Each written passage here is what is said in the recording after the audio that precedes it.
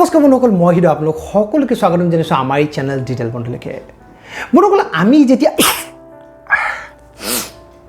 হাসিয়াও আমাৰ চকুকেইটা বন্ধ হৈ পৰে। বন্ধুসকল, আজিৰ এই ভিডিঅ'টোত আমি সৰু কথাটোকে জানিবলৈ চেষ্টা কৰিম যে আমি যেতিয়া হাসিয়াও বা আমি যেতিয়া স্নিজ কৰোঁ আমাৰ চকুকেইটা কিয় বন্ধ হয়। বন্ধুসকল, প্ৰথমতে যদি আমি কিয় হাসিয়াও এই কথাটো আলোচনা কৰোঁ, আমাৰ নাকৰ মাজেৰে নাকৰ ভিতৰত যদি ধূলি বা যিকোনো এনেকুৱা ইৰিটেটিং সাবষ্টেন্স যদি মিউকাছৰ লগত আমাৰ নাকত থকা ট্ৰাইজিমিনেল নাৰ্ভছক যদি স্পৰ্শ কৰে, সেই নাৰ্ভছে তেতিয়া ছিগনেল পঠায় ব্ৰেইনৰ মেডুলালৈকে, আৰু ব্ৰেইনৰ মেডুলাই আমাৰ শৰীৰক এটা একশ্যন কৰিব কয়, যাৰ ফলত আমাৰ বুকুখন ফুলি উঠে, আমাৰ হাওঁফাওত বহুত পৰিমাণে বতাহ সোমাই যায় আৰু এই বতাহ নাকৰ জৰিয়তে 160 কিলোমিটাৰ/আৱাৰ স্পীডত বাহিৰত ওলাই আহে। এই বতাহত 5000তকৈও বেছি মিউকাছৰ ড্ৰপলেট আৰু এয়াৰ পাৰ্টিকলছ থাকে।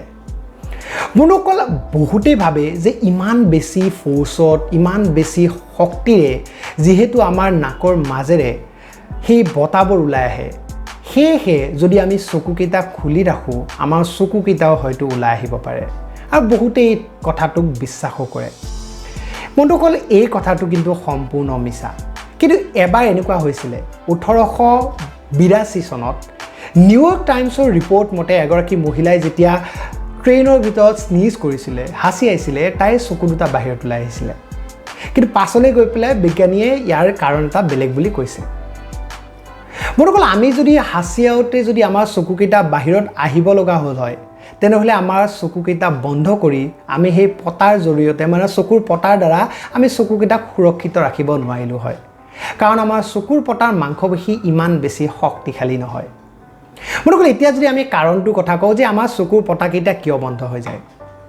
বন্ধুসকল, আমি যেতিয়া স্নিজ কৰোঁ, আমি যেতিয়া হাঁচিয়াওঁ, আমাৰ দেহৰ বুকু, ডিঙি আৰু নাক এই অংশৰ বহু সংখ্যক মাংসপেশীয়ে কাম কৰে, আৰু যাৰ এটা ৰিফ্লেক্স একশ্যন হিচাপত আমাৰ শৰীৰে চকুৰ পতা দুটাক বন্ধ কৰি দিয়ে।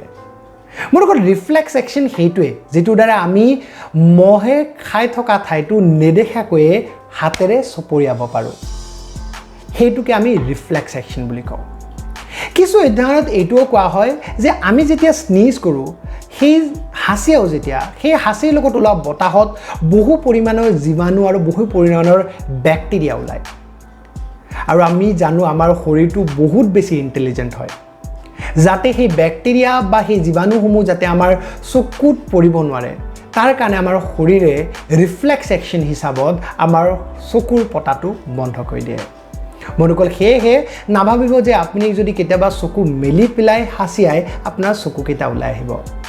আমাৰ চকুকেইটা বন্ধ হোৱাৰ কাৰণ হ'ল আমাৰ শৰীৰৰ ৰিফ্লেক্স একশ্যন।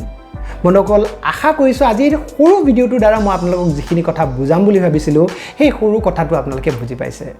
বন্ধুসকল, যদি ভিডিঅ'টো ভাল লাগে লাইক কৰিব, নিজৰ বন্ধুবৰ্গৰ লগত শ্বেয়াৰ কৰিব। যদি আপুনি কিবা সুধিব লগা আছে সুধিব পাৰে। আজিৰ এই প্ৰশ্নটো আমাক সুধিছিলে আমাৰ বন্ধু জয় দৈমাৰীয়ে। ধন্যবাদ।